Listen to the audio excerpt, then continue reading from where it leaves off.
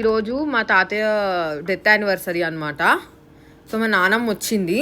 So మా నానమ్మని అడుగుదాం కొన్ని విషయాలు. సో నానమ్మ, తాతయ్య గురించి చెప్పేదన్నా మంచిగా. Hello hi. తాతయ్య గురించా?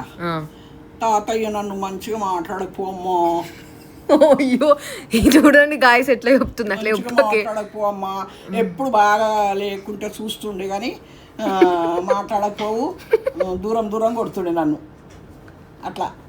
కానీ గాయస్ మా తాతయ్య మా నానమ్మ ఏది అడుగుతుంది ఫుడ్ విషయంలో అయితే తెచ్చిస్తుండే కదా. ఏది తింటావంటే తెచ్చిస్తుండే. ఇంకా నేను ఏమని పిలుస్తుండే ఏందో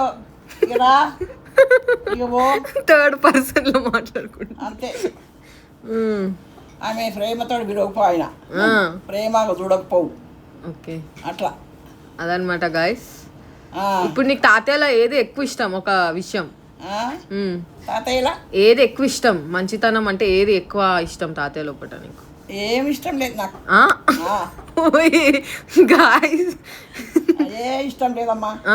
ఏ ప్రేమగా చూడకపో అని ఇష్టపడకపోదు నేను, అంతే. అదనమాట గాయస్, మా నాన్నమ్మ రియాలిటీ నిజాలు చెప్పేస్తున్నా. ఇష్టపడకపో బెదిరించినట్టు మాట్లాడుతుండే నన్ను అట్లా. కానీ మా నాన్నమ్మ కాలు ఇరిగినప్పుడు మా తాతయ్య చాలా ఫీల్ అయినాడు గాయస్, కదా నానమ్మ? ఫీల్ అయ్యిండు. అప్పుడు నిజమైన ప్రేమ అనేది బయటపడింది.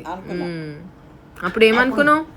అప్పుడు అయ్యో పాపము నేను పడ్డందుకు ఇట్లా ఫీల్ అయిపోయిండని ఆయన కూడా జర బాధపడ్డాడు నా కోసం అట్లా.